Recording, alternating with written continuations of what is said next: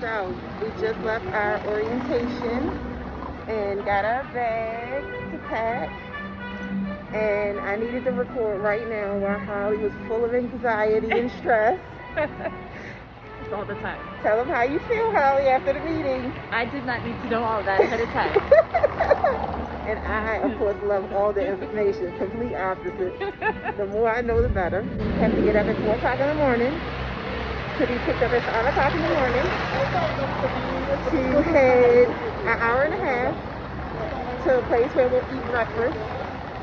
And then another hour to where we will begin our Inca trek. We're doing a 5-day, which means it's only like an extra 12 hours, but it means we get to go to town and shower and sleep before we go to Machu Picchu the next day. That's the difference. We don't have to go to Machu Picchu dirty.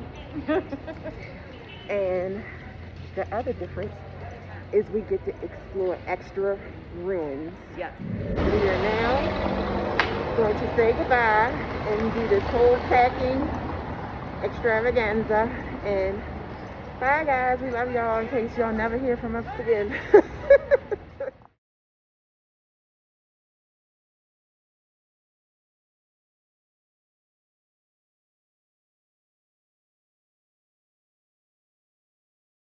Oh wait, I could actually Okay, I promised that I would give real emotions on this trip.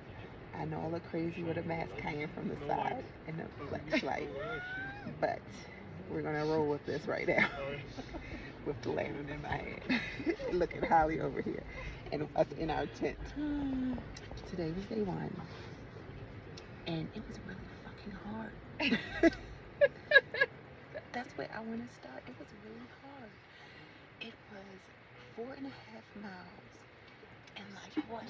In like 7 hours? Like we left at 8. Is that when we started hiking? We got here at 3. Something like that. We did stop for lunch. I mean, we had excellent food all day. We had excellent food all day. I'm not gonna lie. However, when I got to the tent and washed up, I had a clear Huxtable Charlie horse. I was looking at Holly like, Cliff. Like, it was really bad. At some point before lunch, Holly looked at me and was like, I can see in your face. Like, I was like, I don't want to do this no more. I don't even know why. Then the whole time, it was absolutely beautiful. I cannot express how beautiful it is. I mean, that is the only solace. I was just like, you can't see what we saw catching a train in Machu Picchu. You have to walk. Yep. It was absolutely amazing. The mountains, the rivers. I mean, the weather was beautiful too. The weather was beautiful also. Holly, come on, give a quick take on how you felt going through. Oh, Holly was, let me say, she was a trooper. She did these steps. I had a headache. I only slept 30 minutes last night. Okay, let me say that.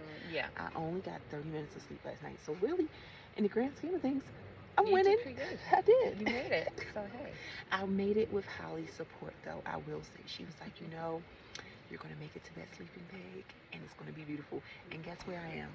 A motherfucking sleeping bag. So now, give you a take on it. It was very challenging, but I knew we could do it. There was no doubt. And it was beautiful and amazing, and the food was excellent. If you talk about that food, my voice out. I can't help it. It was excellent. So I am normally the pusher. I am normally the one that's like, you know, come on, you can do it, you should do it. She totally switched fucking hats today and was like, no, you can do it. I know you can do it. She went through the ruins. I sat in my hiking chair and told her to take good pictures because a bitch was tired. My Garmin body battery said 5 out of 100.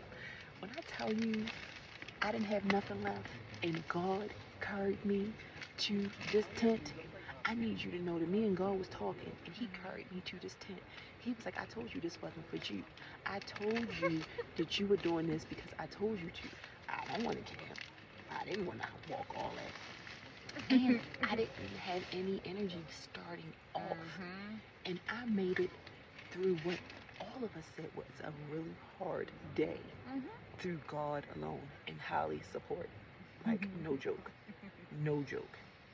I can't even express to you. And my pack was too fucking heavy. I don't know what the fuck. The damn God even touched my pack and was like, We saw the ladies carrying shit up the mountain. And I told the guide, I said, they put me to shame. He was like, I promised y'all that I would give you real recordings about what happened. And for real, we crossed the train track, and I swear, if that train would have went by, I'd have got on that motherfucker. And it's not even one that It you was can get like on. 3 minutes after we got off What of is it, that? it went by. What is that, Mr. Bean? When he grabs the he grabs the side of the train. Girl, I'd have got on that motherfucking train again. And left. I'd be like, no. Tomorrow and the day after are truly hard days. So this was like the warm-up day that was hard. But now we going up, and cold. So it's going to be really hard. So I promised that I would do these recordings to let you know what it was like. Do I recommend it? I do recommend it. I think so. You can't get this type of. I mean, it's absolutely beautiful. Yeah. And the group Alpaca Expeditions, we highly recommend them. Definitely. And we got our own personal toilet at the campsite, so that's awesome. And it's only 4 of us, us two and the 2 guys that are you probably can hear talking in the background because they're in the tent right next to us. So we're gonna sign off because we're at 5 minutes, and we will talk to you tomorrow evening about what it was like to start Dead Woman's Pass. Oh my God. It's called Dead Woman's Pass. Good night. So awesome. It's not easy by far. We were going up there. We went on there. But awesome. Name of Entemarca, which means like a hummingbird town, It's another one because probably, it was very interesting this, definitely, the place or in this area, ornithologists, they found like 33 different species of hummingbirds. And usually the names for these towns in our language, they are like a toponymic names. For example, if we find this species of tree, several of these is growing in one spot, this spot takes the name of this tree. Or if you find some animals living usually in some place, the place takes the name of this animals. So, for archaeologists now, this place was called Entemarca by the Incas. It was one of the important towns on the way to Machu Picchu because it's a big complex, which is divided into 2 big important sections. This lower part basically it is like a farming place where we can see, a group of terraces, big spaces.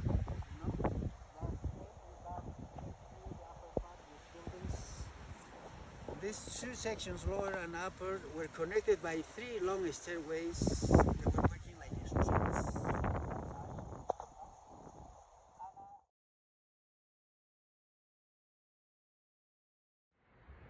We are at the beginning of day 2, and it's hot, and it's not, and the group is right there because I'm the slowest person, so it behooves me to stay above. And there's the glacier. There it is. And oh my God, it's a lot. These uphills are so much. We are at the lunch spot of day 2. And I was so slow that I have to wake up early tomorrow and start before the group. Holly left because she was like, fuck this shit. And now her body has ceased to sweat. We don't know what the fuck is going on or what day it is or why the fuck we here. But I promise you, I would birth triplets before I did this shit again. I'm not fucking joking. Like, this shit is no whore. Even the 25-year-olds was like, this fucking day was hard as shit. And we only at lunch. We still gotta go further up the mountain. It ain't nothing but up. And steps. And up. And steps. and low fucking oxygen. Sharon and Holly out.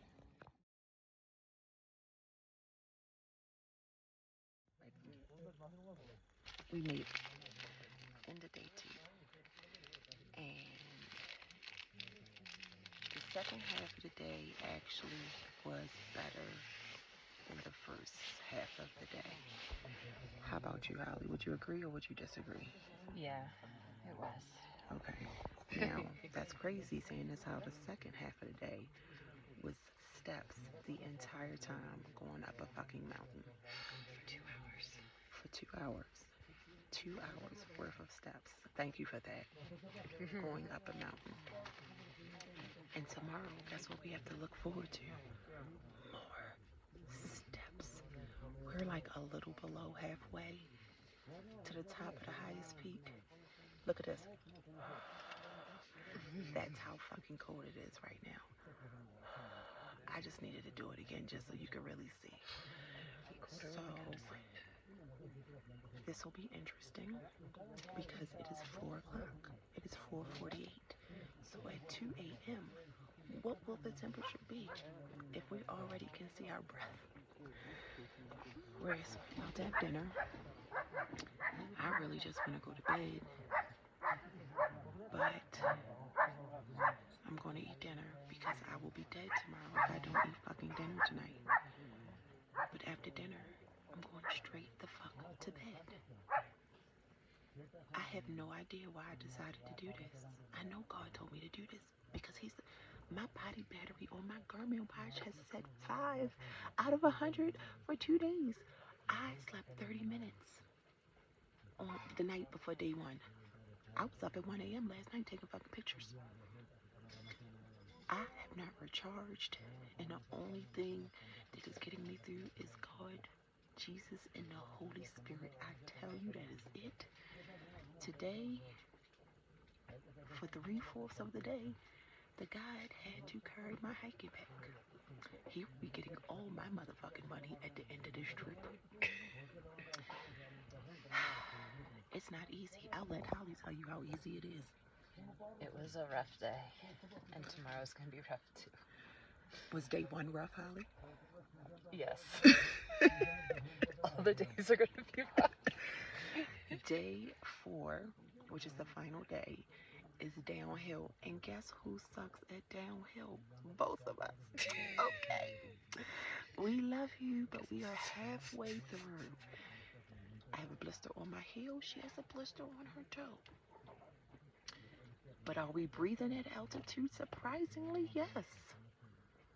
Tomorrow is max altitude.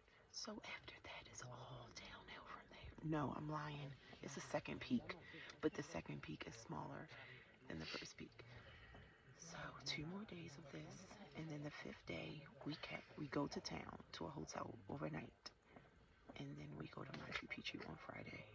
Hold up, Holly has her hat on now. Let me flip this around. Working on it. Working on it. It is, if it wasn't for the beauty of this place, we probably would be dead and floating down a river stream or an Inca canal. Yes. Okay. Good night.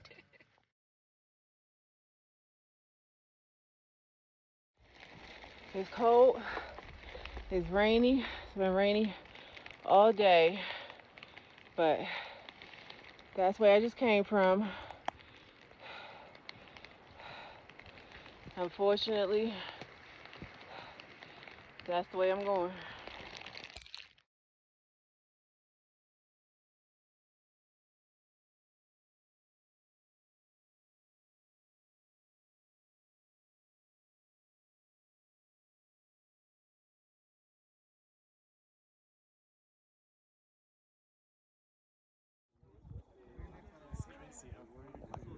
Yeah. You're looking at the, yeah, I'm throwing a video of it right now. Because it's just like San Francisco. This is exactly how it just rolls in. Really? Yes, that's why I don't like it. Even though the weather is more consistent. I mean, relatively, depending on the altitude. But this mist cloud fog it rolls in and rolls out within minutes if it wants to, or it stays and With a bit of creates a this fog, downpour. the scenery changes. Yeah, yeah.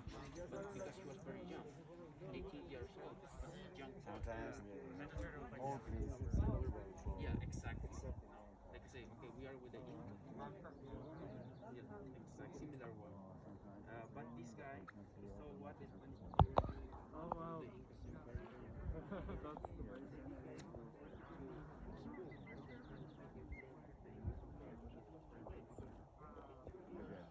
Actually, the main part, without sunlight, is this part. Yeah. Also, the Whole Incas village. were joined to the Spanish army. That is why this guy License for farming.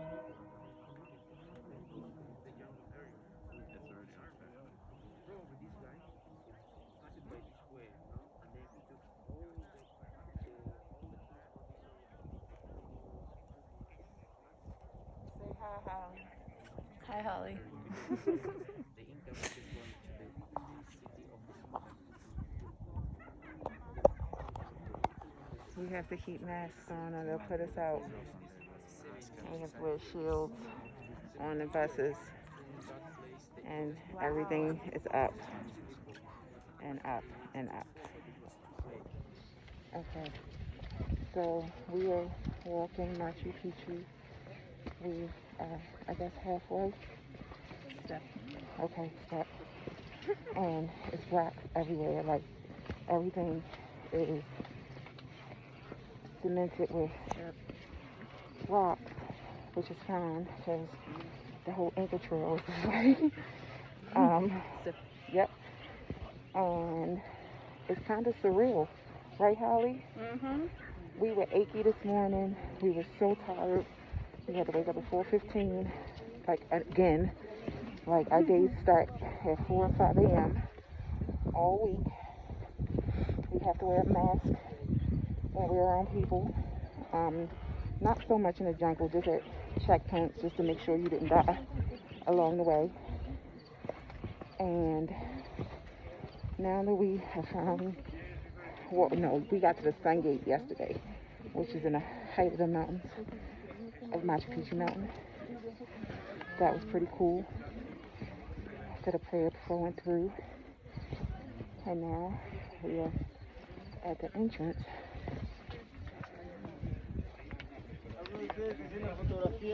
of the village of Machu Picchu. Démosle campo al grupo que pase. Kind of awesome. Y rapidito, ya, por favor. Si no nos vamos a aglomerar acá. A ver, ¿quiénes quieren foto? Pasen, por favor.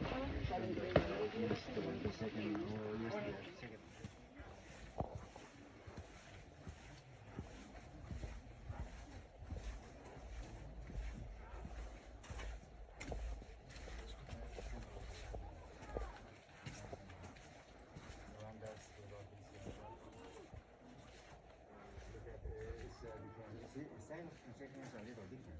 It's better than the rest of these sections, And also, if you observe, it has two windows, that one, and on the corner, the second one.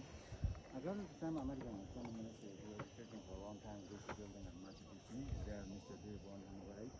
And these two windows were used to observe the solstices in Machu Picchu. For them, for example, that window which is facing us, it was used to observe the winter solstice because sunrise is behind the top of this mountain called Lake San Gabriel now by people, And in June solstice, basically when the sunshine is going through the window, it's shining in the middle section of this altar, But in summer, the second window, which is on the corner, of this building, it is basically, according to these guys, aligned to that point, which is called like Sun Gate. Is that one of the cellars that they just don't want rain to pour into down right there that's covered with the glass? That was years later, What's underneath? Because archaeologists, when they were leading excavations, in the 1990s, they could find underground some ceremonial niche. Oh. Because before that excavation, for example, groups could, enter the place and observe, explore the place, also took photos of the altar. But since, this ceremonial niche was found, nobody is going in now. Oh, wow. That's why they put, for example, some glass on, And then the building which is next to the glass, it was called like a Temple of the Princess by Mr. Bingham. But this building, it was projected with 3 levels, guys. The first, second, they were finished by people, but the third one, it was in process of construction, but the Incas stopped, you know. But finally, this, temple called like Princess Temple, Temple of the Princess, it was part of this Sun Temple as well, you know. Princess Temple. Row of the stones. Unfortunately, as the top walls collapsed, you know, of these buildings, archaeologists they don't know the real position of these stones on the wall. So, basically, they left them.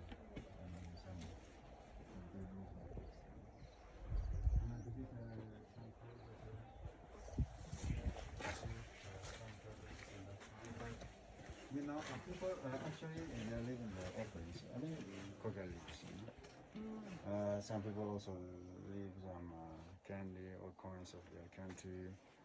You know, but it's not allowed nowadays because of these things. Many places they were closed because as there were many people, there were many of these plants or leaves, many of these candies or some of these things. But at last it became like trash.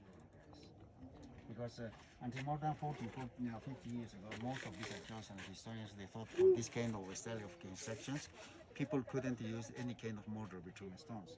But when they were leading some restorations of the temple of in Coricancha, the famous temples of the Incas, they found between stones some powder of clay. Oh. You know, that's why they think even in this finer stoneworks, people took some mortar. But in this case, the layer of material, it was very, very thin, like a glue, you know, to stick this kind of stones. But in that kind of construction is different, you know, because the mortar is very thick and the material is not clay, it's lime. For this kind of construction, people put clay, but for that one,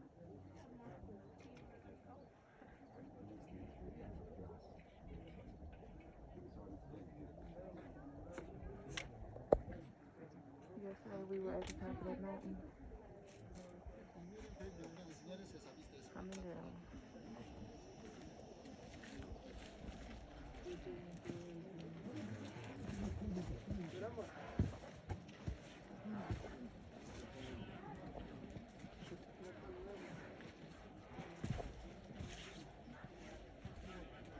as I told you, you know, this block, which is above us, you know, it was occupied by these stone cutters because of archaeologists, you know, they thought like this.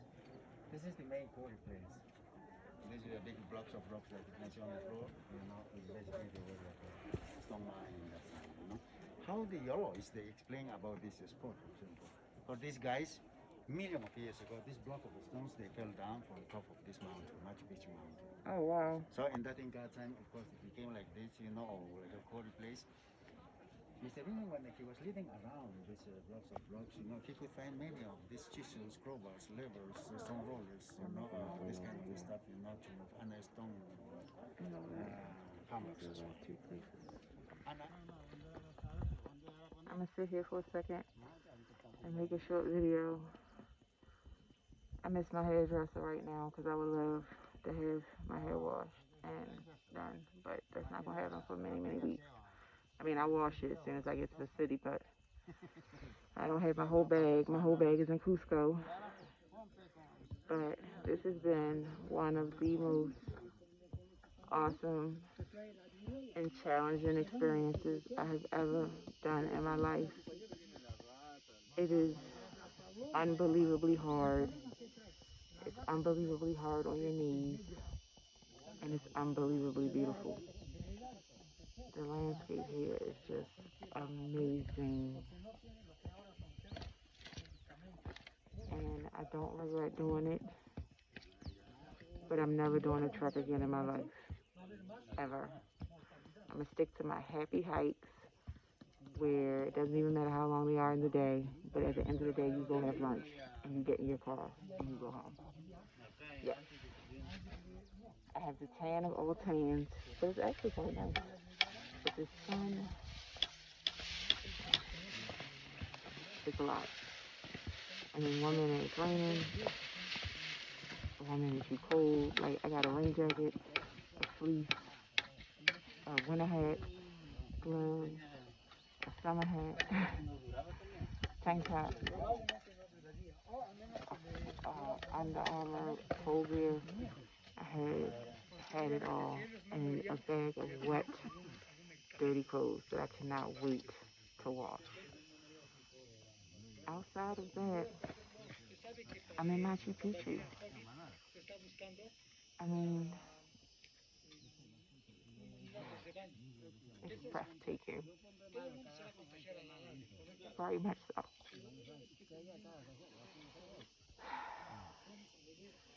You've seen it forever on TV. You've seen it in pictures. But to actually just be sitting on a rock next to some llamas, like the llamas just chilling. I'm just chilling, waiting for my group. It's crazy. They're at the top of something. I don't know. But everything is up. And for every up, there is a down. I swear to you that I have never climbed so much. Like, look at this landscape, right?